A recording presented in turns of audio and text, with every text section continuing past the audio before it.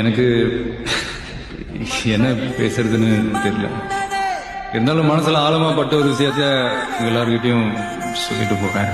இவன் வந்தா என்ன செய்வான்னு கேக்குறீங்க அதானே? ஒரு மனுஷனுக்கு குடிக்க தண்ணி, பசிக்கு சோறு, உடுக்க துணி, இருக்க இடம், இது மட்டுமே இருந்துட்டா போதும் வாழ்ந்துடலாம் நினைச்சுக்கிட்டு இருந்தேன்.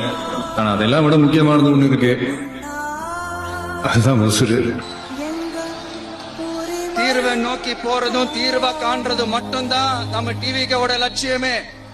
உங்களோட இருக்கிற மனுஷனுக்கு தானே இந்த சோறு தண்ணி எல்லாம். நம்மளோட தேர்தல் அறிக்கையில இதுக்கான விளக்கத்தை ரொம்ப தெளிவா சொல்லுவோம். நீ நம்ம ஊர்ல கோயில் இருக்க வேண்டிய இடத்துல பெரிய ஆஸ்பத்திரியே இருக்கு. ஆனா அதுக்கு முன்னாடி அதை செய்வோம் இதை செய்வோம் இந்த பொய்யான வாக்குறுதிகள்லாம் எப்பவுமே கொடுக்க மாட்டோம்.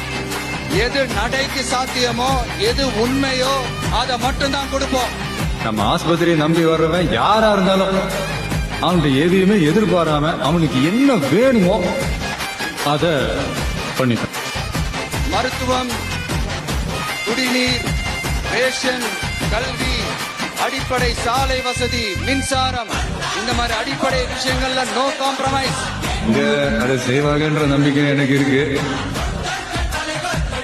ஏழ்மை வறுமை இல்லாத தமிழகம், குடும்ப ஆதிக்கம் இல்லாத தமிழகம்,